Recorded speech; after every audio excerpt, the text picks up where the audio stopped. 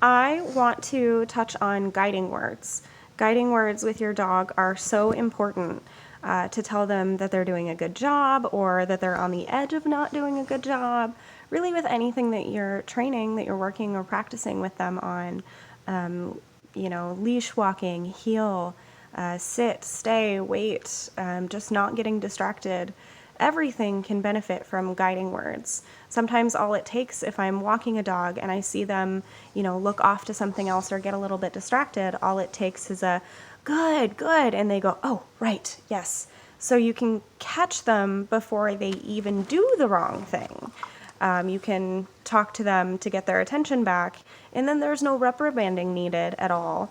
And then you can just be successful with them, and that's great. Raider would like to say his piece as well. Changing your tone as well can help. So if I have a dog that's on the edge of doing something wrong and I tell them, you're almost there, careful, then that can get them back. And as soon as they look at me, tell them, good, yes, to keep them going. And I know that this isn't very natural sometimes for people to be talking to their dog so much, especially if you're in public, but it's something that your dog can really benefit a lot from. So try to be present with that and keep that in mind as you're training your dog, that the more that you talk to them, it's likely the more successful they'll be. And that's just another tool that goes into all of the tools that you can use to help your dog be successful, so that training is fun, so that you both enjoy it. It's not this big thing that you both dread.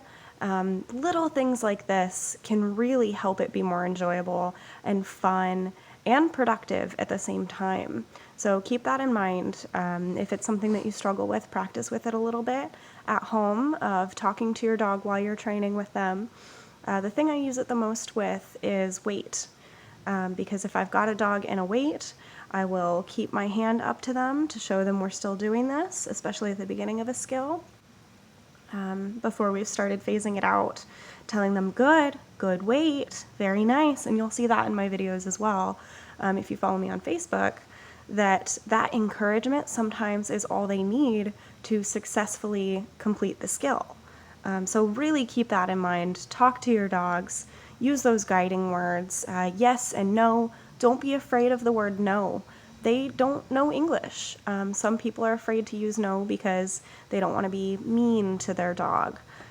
Whatever word you choose for that, it's just a guiding word. It's like a game of hot and cold. You're just telling them, that wasn't the right thing, but as soon as you do the right thing, I will tell you yes or good. And then they can go, oh, right, great.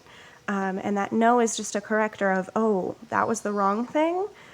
Let me figure out what the right thing is. So don't be afraid to use those words with your dogs. And it is important and useful for dogs to pick a couple of words. I use yes and good. It just comes to me naturally, and that tends to cover kind of what most dog owners use. And I use no or works really well. So try not to use too many different words. Try to keep it pretty focused. But just keep talking to your dogs, keep helping them along, and use those guiding words and you'll be successful and they'll be successful and training can be fun.